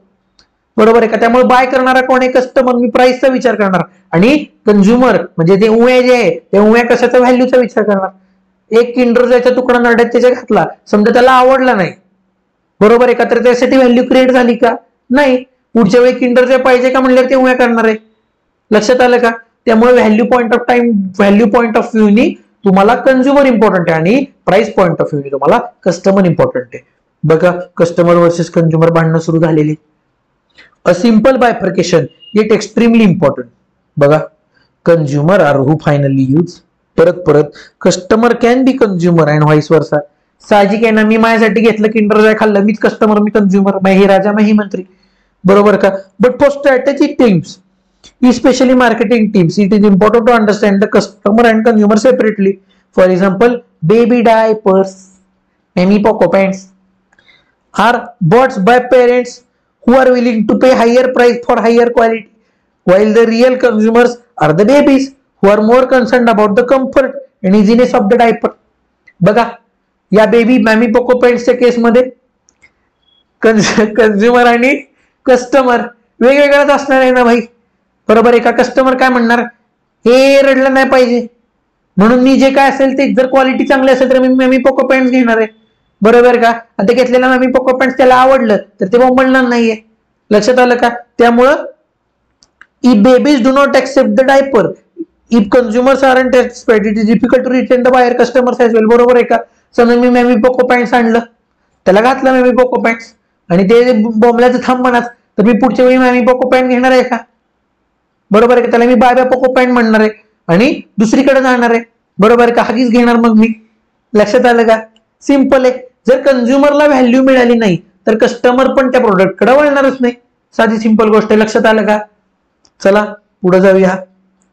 तसंच एक उदाहरण आहे वादग्रस्त, ते मी पुढे देईन, जरा बघूया. आता प्रोडक्ट ऑब्लिक सर्विस, प्रोडक्ट किंवा सर्विस को आप ध्यान में रखेंगे दोस्तों. चलिए आगे जाइए. आणि बॅटरी पण माझी संपत आली. Product and services are closely linked and interrelated with the markets that organization wants to serve. In this component of strategic driver analysis, business identifies the key products that organization offers and how those products are performing. It attempts to answer general question, what business are we in? What business are we in काय माझं mission. लक्षात आलं का. Mission mission vision mission. Mission मध्ये आपण बघतो की मी कुठल्या धंद्यात आहे, मी काय करतोय, and what should be done to win over the competition in each product or service we serve.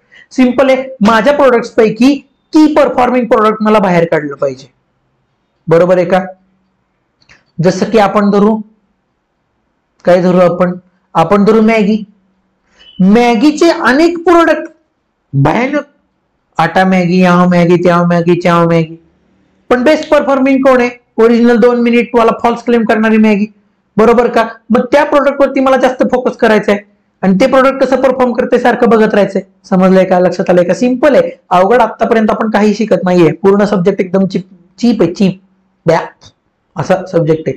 एकदम सोपा. पेपर पण एकदम तुच्छ दर्जाचा पडतो, एकदम थर्ड क्लास पेपर पडतो, सोपा पडतो. त्यामुळे FM लोक SM मुळे क्लिअर करतात आणि आपण पण SM मुळे क्लिअर करायचंय, पण FM मुळे पण करायचंय. आपल्याला एक्झाम्शन पाहिजे.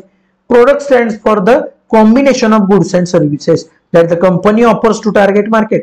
Strategies are needed for managing existing product over time, adding new ones and dropping failed products. बघा स्ट्रॅटेजी का लागते. आहे हे प्रोडक्ट प्रमोट करायला, आहे हे प्रोडक्ट इम्प्रूव्ह करायला. इम्प्रूव्ड प्रोडक्ट असेल तर ते मेंटेन ठेवायला, खराब प्रोडक्ट असेल तर ते इनोव्हेट करायला किंवा बाहेर काढायला आणि नवीन प्रोडक्ट ऍड करायला, बरोबर आहे का. व्हरायटी चालू राहिली पाहिजे. आयुष्यासारखं पाहिजे बिझनेस, सतत बदलणारा. लक्षात आलं का. Strategic decisions must also be made regarding branding, packaging and other product features such as warranties. The products can also be classified on the basis of industry, consumer products, essentials or luxury products, durable or perishables. Simple आहे. गुड्सचं classification कसंही होतं. Warranty, without warranty वाले, बरोबर आहे का. China वाले, non China वाले, बरोबर आहे का. ड्युरेबल, नॉन ड्युरेबल म्हणजे चायना, नॉन चायना. लक्षात आलं का. There are products that have wide range of quality, workmanship and those also change over time since products and market are definitely dynamic, indefinitely dynamic. An organization has to capture such dynamics through set of policies and strategies. Some products have consistent consumer demand over long period of time while others have a short lifespans. बघा प्रत्येक प्रोडक्टला wise आपल्याला strategy करायची आहे. काही product अशा असतात जे 24/7 demand मध्ये असतात, जसं की टाटा नमक, देश का नमक, बरोबर आहे का. आणि काही प्रोडक्टला शॉर्ट लाईफ रेंज असते. रेनकोट, बरोबर आहे का. असा कोणी दिव्य भव्य बघितला नाहीये जो हिवाळ्याचा रेनकोट घालून फिरतो किंवा उन्हाळ्याचा रेनकोट घालून फिरतो, बरोबर का. शॉर्ट लाईफ आहे. छत्री शॉर्ट लाईफ आहे, बरोबर का. जॅकेट भरपूर लाईफ आहे जॅकेटला, बऱ्याच पर्पज साठी जॅकेटचा वापर होतो, बरोबर का. जॅकेट सारख्या प्रोडक्टला पण बरेच लाईफ आहे. सो असे प्रोडक्ट असतात, त्यांची लाईफ सायकल वेगळी. त्या लाईफ सायकल नुसार ते प्रोडक्ट्स ना होणाऱ्या आपल्या वेगवेगळ्या strategy. Product can also be differentiated on the basis of size, shape, color, packaging, brand names. बघा लाल पोपट आणि हिरवा पोपट, कलर नुसार प्रोडक्ट बदलला. लक्षात आलं का. पेट शॉप मध्ये 2 रंगाचे पोपट आहेत. आपल्या दृष्टीने ते 2 वेगळे वेगळे प्रोडक्ट आहेत. लक्षात आलं का. तसंच लाल गाडी, काळी गाडी डिफरन्स कलरनी सुद्धा होऊ शकतो. शेप, खेळण्यातली गाडी, खरी गाडी. लक्षात आलं का. त्याच्यानंतर पॅकेजिंग, पॅकेजिंग चांगलं पॅकेजिंग, फुकट पॅकेजिंग, कागदाच्या पॅकेज मधला वडापाव, पिशवीत पॅक केलेला वडापाव, लक्षात आला का? कस्टमर्स माइंड्स बघा, organisation seek to hammer in to customers mind that products are different from others. बघा, आपलं प्रोडक्ट दुसऱ्यापेक्षा वेगळं आहे हे मला कंझ्युमरला पटवून द्यायचंय, तरच कंझ्युमर माझं प्रोडक्ट घ्यायला येणार आहे. बरोबर आहे का? जर माझंही प्रोडक्ट मॅगी सारखंच असेल तर लोक मॅगी घेणार, कारण मॅगीला ब्रँड व्हॅल्यू आहे. लक्षात आलं का? It does not matter whether the differentiation is real or imaginary. Quite often the differentiation is psychological rather than physical. बघा, काही काही वेळेला प्रोडक्ट मध्ये डिफरन्स नसतोच, तो आपल्याला डिफरन्स वाटत असतो. लक्षात आलं का? समजलं का? जसं की कुरकुरे, कुरकुरेचे कुरकुरे खा किंवा बालाजीचे कुरकुरे खा, कुरकुरे ते कुरकुरेच, पण सायकोलॉजिकल डिफरन्स. कुरकुरेचे कुरकुरे, बालाजीचे कुरकुरे. लक्षात आलं का? लेसचे वेफर्स आणि बालाजीचे wafers, difference bro, difference psychological. It is enough if customers are persuaded to believe that market's product is different from others. बघा, तुम्ही नीट बघा, लेसचं क्रीम अँड ऑनियन फ्लेवर खाऊन बघा, डायमंडचं क्रीम अँड ऑनियन फ्लेवर खाऊन बघा, बालाजीचं क्रीम अँड ऑनियन फ्लेवर खाऊन बघा, सगळे सेमच लागतात. पण प्रोडक्ट वेगवेगळे आहेत, कारण सायकोलॉजिकल गोष्टी आहेत या. बरोबर का? त्यांनी ब्रँडिंग वेगळं केलं, ऍडव्हर्टाइजमेंट वेगळं केलं, म्हणून या सायकोलॉजिकल डिफरन्सेस आले. लक्षात आलं का? For example, shampoos with different branding namely head and shoulder, Olay, Old Spice, Pantene are all produced by the same company P&G. बघा, एकच कंपनी ढीक गोष्टी प्रोड्यूस करते. लक्षात आलं का? जसं की स्मार्टफोन, बाळांनो, Oppo, Vivo, one plus, Redmi, Xiaomi, एकच आहे शाओमी ब्रँड अंडर सगळे. बरोबर आहे का? पण आपण काय म्हणतो, नाही मला विवोचाच फोन घ्यायचा आहे, मला ओप्पोचाच फोन घ्यायचा आहे. बरोबर आहे का? म्हणजे मला मेकअपची गरज पडणार नाही, फिल्टरनीच फोटो येईल चांगला. लक्षात आलं का? तसंच हे हेड अँड शोल्डर वेगळा, ओले वेगळा, ओल्ड स्पाइस वेगळा, पॅन्टीन वेगळा, या सगळ्या गोष्टी P&G एकटाच मॅन्युफॅक्चर करतोय. पण तरी आपण काय म्हणणार, एक हेड अँड शोल्डर द्या. लक्षात आलं का? तेच हेड अँड शोल्डरची प्राइस वेगळी, पॅन्टीनची वेगळी. बघा, हे काय झाले, सायकोलॉजिकल डिफरन्स केले. सगळ्याचं काम एकच, डोकं स्वच्छ करायचं. बरोबर आहे का? काय असेल तर स्वच्छ करायचं, नसेल तर प्रश्नच भेटला. लक्षात आलं का? चला, Organizations formalize product differentiation through designing brand names. बघा, प्रोडक्ट डिफरन्सिएशन सायकोलॉजिकल कसं केलं जातं, स्वतःचा ब्रँड तयार करून. Brands enable customers to identify the product and organisation behind it. बघा, जेव्हा मी टूथपेस्ट खरेदी करायला जातो तेव्हा मी टूथपेस्ट मागत नाही, मी काय म्हणतो, एक बबूल द्या, एक कोलगेट द्या. बरोबर आहे का? लक्षात आलं का? ही काय, ही ब्रँड व्हॅल्यू. ऍक्च्युली काय विकतात ते टूथपेस्ट. कस्टमरला काय कळतं की कोलगेट बरोबर टूथपेस्ट देतो, म्हणजे तुमच्या ब्रँडनुसार तुमचं प्रोडक्ट कळतं. कोलगेट मॅक्स फ्रेश, ही ताजगी काफू, बरोबर का? ही जाहिरात आहे ती. बरोबर आहे का? त्या जाहिरातीमुळे मला काय कळालं की कोलगेटची टूथपेस्ट आहे, म्हणून मी जाताना काय म्हणतो लोकांना की बा कोलगेटची टूथपेस्ट दे किंवा कोलगेट दे, मी टूथपेस्ट दे म्हणतो का? नाही. बरोबर आहे का? चला, the products and even firms image is built around brands through advertising and promotional strategies. Customers tend to develop strong brand loyalty for a particular product over a period of time. बघा, brand loyalty develop होते एकदा तुमचा brand लोकांच्या पर्यंत पोहोचला की. बरोबर का? जसं मी, बरोबर आहे का? जसं मी जर एखाद्या लोकल दुकानाचा वडापाव मला आवडला तर मी सारखा सारखा तिथं जातो आणि नंतर नंतर 4 लोकांना घेऊन येतो का, तर ब्रँड व्हॅल्यू क्रिएट झाली माझ्या डोक्यात त्याची. बरोबर आहे का? जसं की मी बोटचे हेडफोन वापरले, मला आवडले, आता मी बोटच घेतो. मी बोटची एक brand value, customer loyalty develop झाली. काय की रिटर्न येऊन कस्टमर तेच प्रोडक्ट डिमांड करतो, माझ्याच कंपनीचे प्रोडक्ट डिमांड करतो. लक्षात आलं का? ब्रँडचा हा फायदा असतो. For a new product, pricing strategies for entering a market need to be design and for that matter at least 3 objective must be kept in mind. बघा, जेव्हा मी नवीन प्रोडक्ट आणत असतो तेव्हा मला त्याचं प्राइस ठरवायचं असतं. ती प्राइस ठरवण्याकरता मला 3 गोष्टी लक्षात ठेवायच्यात. प्राइस ठरवण्याकरता मला 3 गोष्टी लक्षात ठेवायच्यात. कोणत्या? Have a customer centric approach. बघा, माझ्या कस्टमरला काय पाहिजे बघायचं, कस्टमरची नीड बघायची, कस्टमर किती द्यायला तयार आहे बघायचं. Produce sufficient returns through reasonable margin over cost. बरोबर आहे का? प्राइस अशी पण नसावी की मी तोट्यात जाईन, मला पण थोडेफार रिटर्न्स मिळाले पाहिजेत आणि माझं मार्केट शेअर पण नवीन प्रोडक्ट मुळे वाढला पाहिजे. लक्षात आलं का? 3 गोष्टी, कस्टमरला काय पाहिजे, मला पण प्रॉफिट राहायला पाहिजे आणि शेअर पण वाढला पाहिजे, माझा सेल वाढला पाहिजे. Products and services need heavy investment in reaching out to customers. Over the years number of marketing strategies have been evolved which are given to handle market strategically and fight the competition in the market. बघा, कस्टमरला जर personally reach out करायचं असेल नवीन product आल्यानंतर तर खूप खर्च जातो, ऍडव्हर्टाईज करावं लागतं, लोकांना वापरायला द्यावं लागतं. ह्या केसमध्ये नवीन प्रोडक्ट डेव्हलप करायला किंवा हे प्रोडक्ट अजून इम्प्रूव्ह करण्याकरता माझ्यासाठी काय दिले आहेत, थोड्याफार स्ट्रॅटेजीज दिल्या आहेत. बरोबर आहे का? या फार नाहीये, छोट्याशा थोड्याफार स्ट्रॅटेजी दिल्या आहेत, तेवढ्या आपण बघूयात. 1-2 मिनिटाचा ब्रेक घेऊ, जरा टॅब मला चार्जिंगला लावू दे. ओके, ब्रेक घेऊया. चला, चार्जिंग करून आपण आलेलो आहोत परत एकदा. Social marketing. बघा, आपल्याला काय बघायचंय की प्रोडक्ट जेव्हा आपण कस्टमरकडे रीच आउट करत असतो तेव्हा कोणकोणत्या स्ट्रॅटेजीज वापरून आपण ते प्रोडक्ट लोकांपर्यंत पोहोचवू शकतो. Social marketing it refers to design, implementation and control of programmes seeking to increase acceptability of social idea, cause or practice among target group or bringing social change.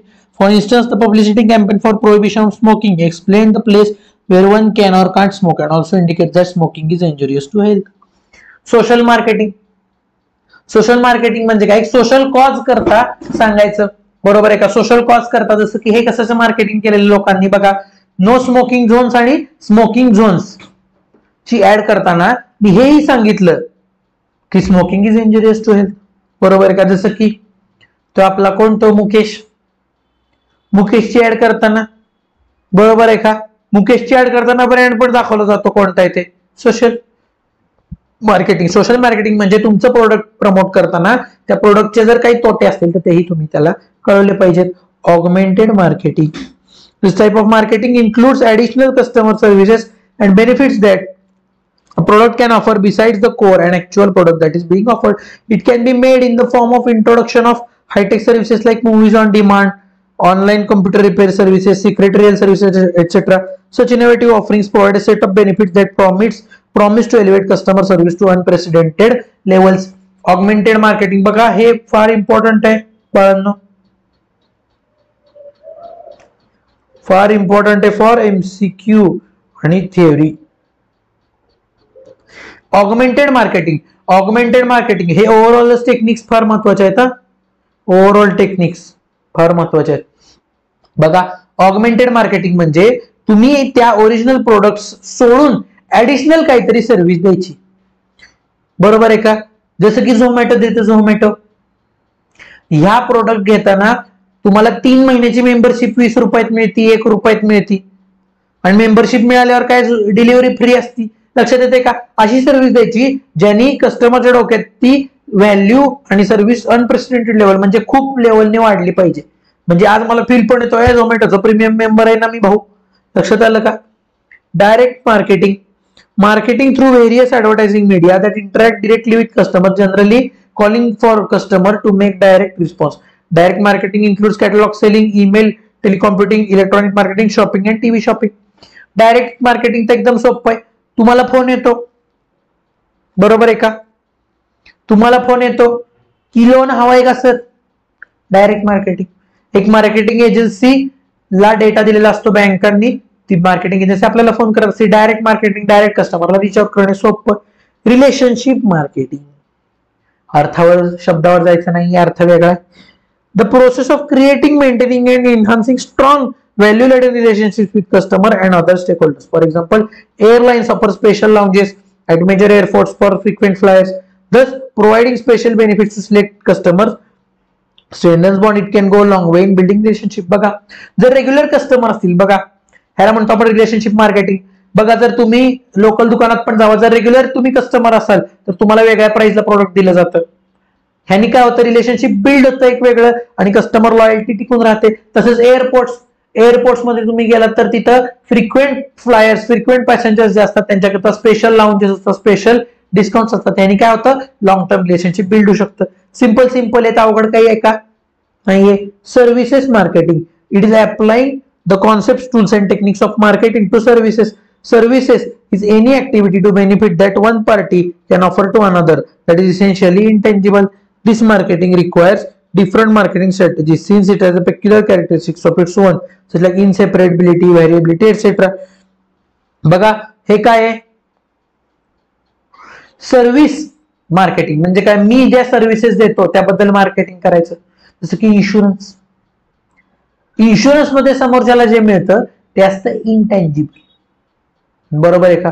त्यामुळे इन्शुरन्सचं जे मार्केटिंग आहे ते सर्व्हिस मार्केटिंग आहे. मी ज्या services देतो सर्व्हिसेसचं marketing करायचं, लक्षात आलं का. Person marketing, people can also be marketed. Person's marketing consists of activities undertaken to create, maintain or change attitudes and behaviors of towards particular person. For example, politicians, sports stars, film stars, etc. market themselves to get votes or promote their careers. बघा, politics तर सगळ्यात best आहे person marketing. PR agency ज्याला आपण म्हणतो, बरोबर आहे का. पर्सनल रेप्युटेशन जे डेव्हलप करतात त्या पीआर एजन्सी, बरोबर आहे का. म्हणणंच एक सेलिब्रिटी जो ट्रेंडिंग होतो कशामुळे, पर्सन मार्केटिंग, बरोबर आहे का. म्हणूनच लोक त्या रणवीर अलाहाबादीला शिवाय देत होते, बरोबर आहे का. लेटनच्या कांड नंतर, बरोबर आहे का. आणि ती कोणती, ती पोरगी, ती कोणती पोरगी, ती नाही, ती कोणती, हा दी रेबेल किड जी कोण होती ती, बरोबर का. केला फालतूपणा, पण आता चाललंय का नाही जोरात. कशामुळं, पर्सन मार्केटिंग. पर्सन मार्केटिंग मुळे एक अशा लेवलनी तुमचं मार्केटिंग केलं जातं की तुमच्याकडे बघायचा लोकांचा पर्स्पेक्टिव्ह बदलतो. Organisation marketing, it consist of activities undertaken to create, maintain or change attitudes and behaviour of target audiences towards an organisation. Both profit and not profit organisation practice organisation marketing.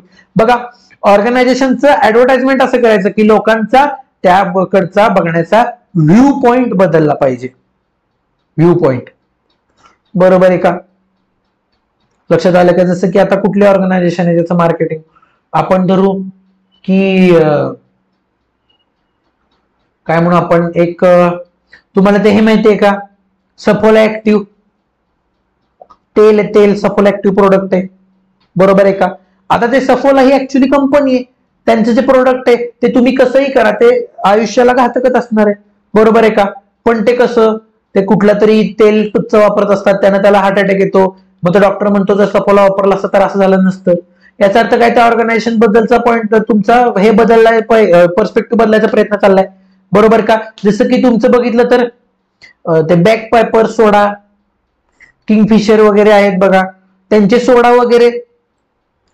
वगैरे त्यांचे हे market केले जातात, त्याच्या आडून main प्रोडक्टचं marketing चालू असतं. पण यांनी काय होतं, पॉइंट ऑफ व्ह्यू लोकांचे बदलतात. बाबा हा, ही कंपनी सोडा विकते, पण ती सोड्यासोबत बरंच काय काय विकत असते, ही फॅक्ट झाकली जाते. लक्षात येते का. Place marketing. Place marketing involves activities undertaken to create, maintain or change attitudes and behavior towards a particular places. Let's say marketing of business sites, tourism marketing, etc.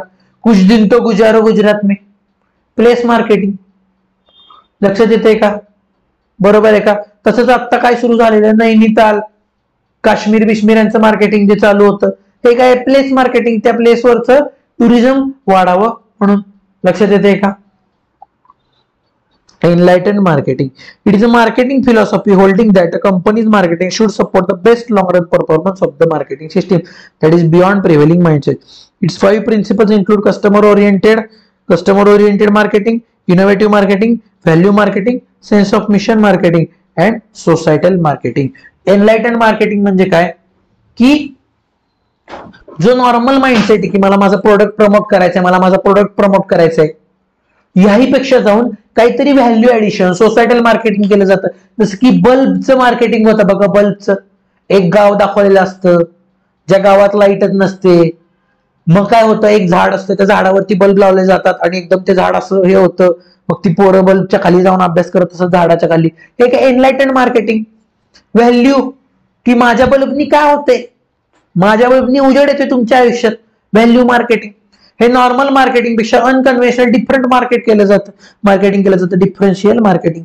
It is a market coverage strategy in which a firm decides to target several segments and design separate offers for each. For example, HUL has a Lifebuoy, Lux and Rexona popular segment and Dove and Pearce in premium segment. बघा, simple आहे, तेच product आहे, सगळं अंग घासायचंच काम करतात, बरोबर आहे का. पण त्याच प्रोडक्टला वेगवेगळी नावं देऊन वेगवेगळे त्याचे सेगमेंट्स करून त्याला वेगवेगळे ऑफर्स, बरोबर आहे का. जर तुम्ही डवचा 10चा पॅक घ्यायला गेला तर त्याला ऑफर वेगळी, लाईफबॉयच्या 10च्या पॅकला ऑफर वेगळी, लक्सला शाहरुख खानची आपली ऑफर वेगळी असती, करीना कपूर, कटरीना कैफ, बरोबर आहे का. शाहरुख खान पण लक्सची ऍड करतो, केलेली आहे. Synchro marketing. When the demand is irregular due to season, some parts of the day or an hour basis causing idle capacity or over capacities. Synchro marketing can be used to find ways to alter the pattern of demand through flexible pricing, promotion and other incentives. For example, products such as movie tickets can be sold at lower prices over weekdays to generate demand. बघा काय काय वेळेला आता कसं होतं, वीकडेजला पिक्चरना demand नसते. आता आमच्या इथं थिएटर आहे, बुधवारी 99 रुपयाला तिकीट मिळतं वीकडेजला. का? इरेग्युलर डिमांड असते. ती इरेग्युलरिटी कुठं ना कुठेतरी कव्हर करण्यासाठी स्वस्त तिकीट दिली जातात. बरोबर का? जसं की पिक्चर जसा जुना होतो, आठवडा गेला की पिक्चरचं तिकीट 50 रुपयानं उतरतं, थोड्या दिवसांनी 100 रुपयानं उतरतं. हे काय? To cope up with that irregular demand. Synchro marketing म्हणजे काय? डिमांड सिंक्रोनाइज असली पाहिजे, वर खाली नको बाबा, एक चांगली डिमांड मला मिळावी म्हणून केलेलं marketing. Concentrated marketing. It is a market coverage strategy which a firm goes after a large share of one or few sub markets. It can also take the form of niche marketing. Niche marketing बघा, काही प्रोडक्टचे ads या specified कस्टमरला दिसतात, बरोबर का? किंवा specified segment target करूनच ऍड्स रन केल्या जातात, त्याला म्हणतो आपण निश मार्केटिंग, कॉन्सन्ट्रेटेड मार्केटिंग. बघा कसं, फॉर एक्झाम्पल लॅम्बोर्गिनीची ऍड तुम्हाला नॉर्मल टीव्हीवर दिसते का? नाही, कारण त्यांना माहिती की नॉर्मल जो माणूस टीव्ही बघतो तो लॅम्बोर्गिनी खरेदी करण्याच्या पात्रतेतच नसतो. मग त्यांचं मार्केटिंग वेगळं. ते निश मार्केटिंग म्हणजे पर्टिक्युलर लोकांना टार्गेट करण्याकरता. बघा वर्षात 2 वर्षातून एखादी ऍड असते जी सोशल मीडियावर रन होती, बरोबर आहे का? नॉर्मल BMW, ऑडी सारख्या ऍड्स नॉर्मल दिसत नाहीत तुम्हाला, ज्या फ्रिक्वेन्सीनी तुम्हाला सुझुकीच्या किंवा टाटाच्या ऍड्स दिसतात. लक्षात येते का? निश मार्केटिंग, कॉन्सन्ट्रेटेड, एक particular set of group people तुम्ही टार्गेट करता आणि त्यांच्या दृष्टीनेच ते त्यांच्या टुवर्ड्स ते मार्केटिंग करता. Demarketing, it includes marketing strategies to reduce demand temporarily or permanently. The aim is not to destroy demand but only to reduce or shift. It happens when there is an overfull demand. बघा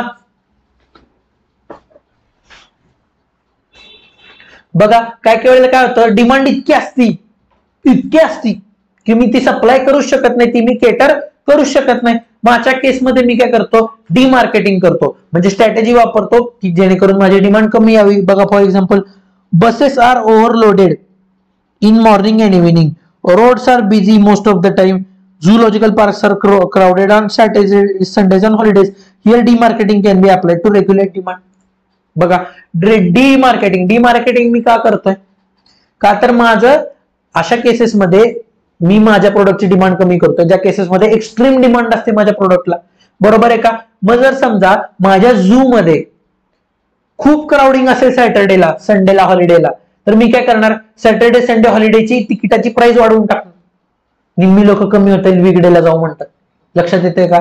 माशाने काय होतं, डीमार्केटिंग म्हणजे त्याने demand माझा business hamper नाही करायचा, just मला extra demand असेल तर ती केटर करण्याकरता मला डिमांड खाली आणायची आणि सप्लाय सोबत ती जुळवायची. लक्षात येते का? आणि माझं काय डिमोशन होणार नाहीये. जसं की इमॅजिका, वीकेंडची तिकीट आणि वीकडेची तिकीट फरक असतो का?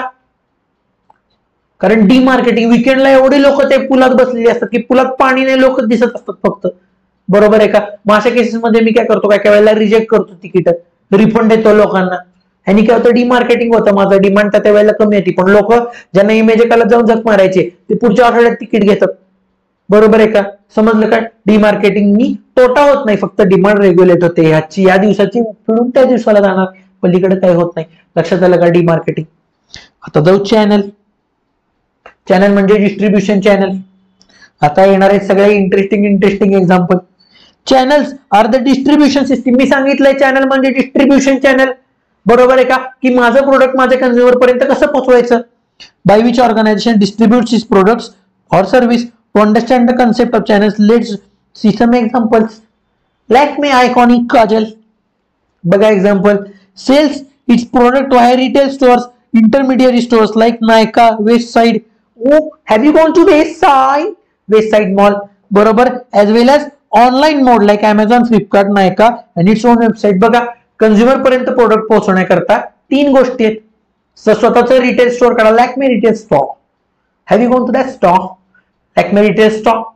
त्यानंतर ऑनलाईन मोडवर फ्लिपकार्ट, अमेझॉन वरती आणि नायका, रिलायन्स मध्ये सारख्या मॉल मध्ये सुद्धा ते विकलं जातं. इंटरमिडिएट स्टोअर्स डायरेक्ट विकायचं, थ्रू व्हर्च्युअल मार्केट विकायचं किंवा थ्रू फिजिकल मार्केट विकायचं. Distribution channel. Boat only online.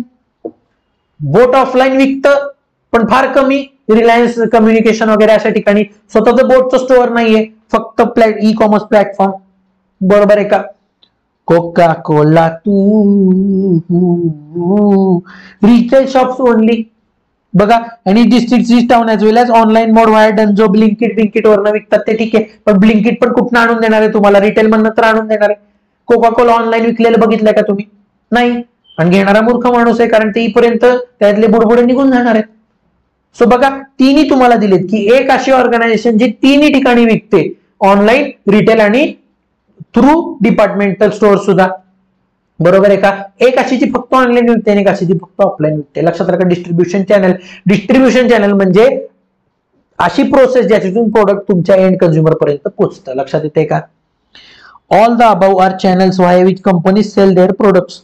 The wider and stronger the channel, better position a business has to fight or win over the competition. बघा, माझं product जितकं easily लोकांना available होईल तेवढी माझी पोझिशन चांगली. आज मला लॅक्मे आयकॉनिक काजल फक्त लॅक्मेच्या स्टोअर मध्ये मिळत असेल आणि लॅक्मेचा स्टोअर जर फक्त एका स्पेसिफिक सिटीत असेल तर मला आज उठून तिथं गेलं पाहिजे. माझ्या केसमध्ये मी लॅक्मेऐवजी लोकल ब्रँडचं लिपस्टिक वापरणार. बरोबर, लोकल ब्रँडचे आयकॉनिक काजल वापरणार मी, जे की हॉ केलं की पसरून जातं. लक्षात येते का? त्यामुळं माझ्या कस्टमरला जेवढा कन्व्हिनियन्स होईल, जेवढं स्ट्रॉंग माझं डिस्ट्रीब्युशन असेल, तेवढं मला कॉम्पिटिटर्स पेक्षा जास्ती पोझिशन एक्स्ट्राची फेवरेबल मिळणार आहे. Also having robust channel of business distribution keeps help new players away from entering the industry, thus acting as a barriers to entry. बघा, कसं बॅरियर्स टू एंट्री म्हणून काम करणार आहे आपल्याला. बॅरियर्स टू एंट्री तर मी काय केलं, ऑथोराइज डीलर केला एका माणसाला एका प्रोडक्टचा. लेट्स से मी केलं XYZ स्टोअर, की बाबा तू फक्त माझंच प्रोडक्ट डिस्ट्रीब्यूट करायचं. तर साहजिक दुसरं कुठलं डिस्ट्रीब्यूट करू शकणार आहे का? नाही डिस्ट्रीब्यूट करू शकणार. अशांनी दुसरा कुठला माणूस त्याला अप्रोच करायला गेला तर तो म्हणणार नाही मी ऑथोराइज डीलर आहे. सो रोबस्ट डिस्ट्रीब्युशन चॅनल म्हणजे एक्सक्लुझिव्ह डिस्ट्रीब्युशन चॅनल्स करायचे सेटअप. बघा, there are typically 3 channel, 3 channel आहेत. बरोबर आहे. कोणते channel? Sales channel, product channel and service channel. बघूया कसे चॅनल आहेत. The sales channel, these are intermediaries involving selling the product through each channel and ultimately to the end user.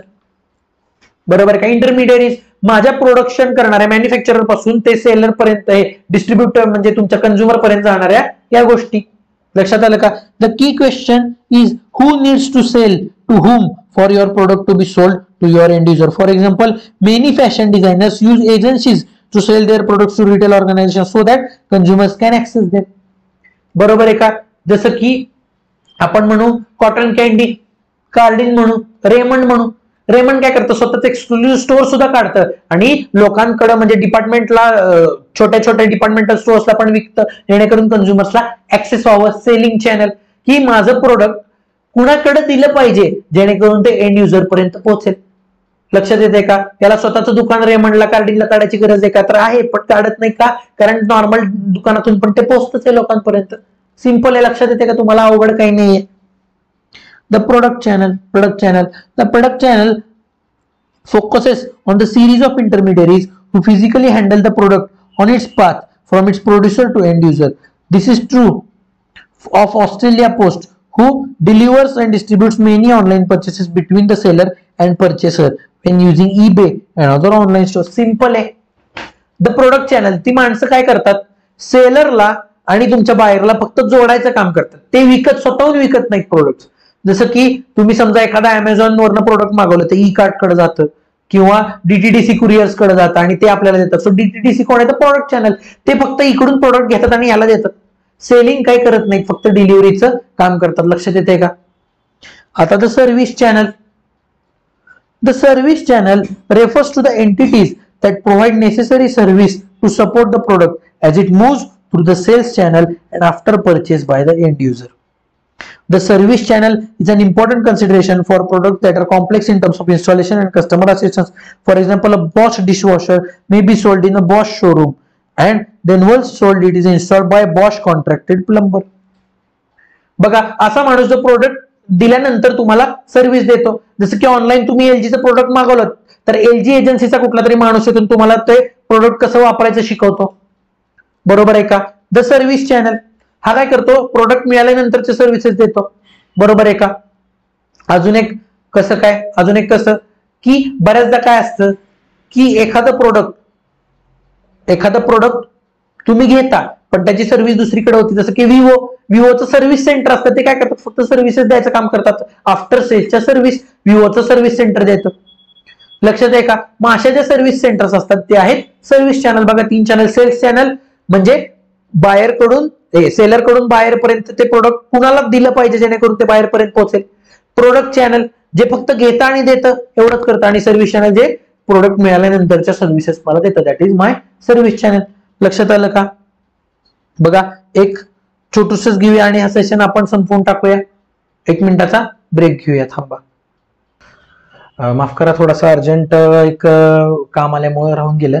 चला आपण काय बघितलेलं मग की बघा आपण 3 चॅनल बघितलेले, sale channel, product channel, service channel. आता बघूया एक्झाम्पल त्याच्यानंतर की चॅनल अनालिसिस का गरजेचे. when business strategy is to scale up and expand beyond the current geographies and markets.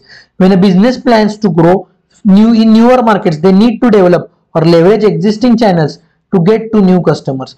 Thus, analysis of channels that suits one product or service is of the utmost importance. बघा माझ्या प्रोडक्टला कोणतं channel सूट केलं पाहिजे हे मला ठरवलं पाहिजे. जर समजा माझं प्रोडक्ट पेरिशेबल असेल, पेरिशेबल नेचर, तर मला ऑनलाईन विकून उपयोग आहे का, नाही. मला ते माणसाला, त्या कंझ्युमरला डिरेक्टली अवेलेबल केलं पाहिजे, जसं की कोका कोला तू, शोला तू, जसं की दूध, बरोबर आहे का.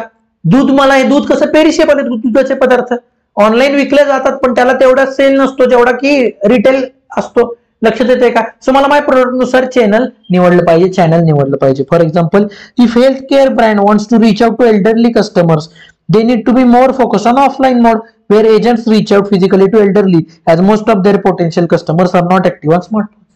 साहजिक आहे.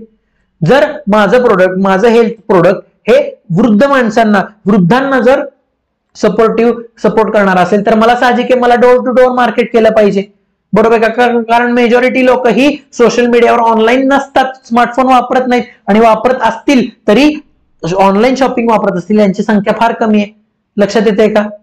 बघा another example being if a new drink brand wants to acquire customers, they need to place their products via every channel possible to get more attraction for customers, like placing their drinks in stores, shops, offering competitive campaigns to create awareness via online modes and so on and so forth. बघा जेव्हा मला product नवीन customer पर्यंत पोहोचायचे किंवा माझं नवीन product आहे तेव्हा मला ते सगळीकडे अवेलेबल करावं लागतं, कारण लोकांना सारखा तो दिसला पाहिजे. जसं की एक्झाम्पल मी मागच्या सेशनला पण दिलं की बेलाविटा परफ्युम्स, त्यांनी बघा बेलाविटाने ऑनलाईन प्रोडक्ट अवेलेबल केलेत, ऑफलाईन मॉल्स मध्ये पण ते अवेलेबल केलेत. लोक स्वतः उठून ती लोकांना ट्राय करा म्हणून फुसफुस करत बसतात लोकांच्या अंगावर. हे काय आहे, हे अग्रेसिव्ह चॅनलचा वापर, सगळ्या चॅनलचा वापर केला त्यांनी टू अक्वायर कस्टमर्स, बरोबर आहे का. जेव्हा लोकांना कळतं की हा यार नवीन प्रोडक्ट आहे पण या प्रोडक्ट मध्ये दम आहे, तेव्हा मग थोड्या दिवसांनी चॅनल मॅटर करत नाही, थोड्या दिवसांनी प्रोडक्ट मॅटर करायला लागतं, लक्षात येते का.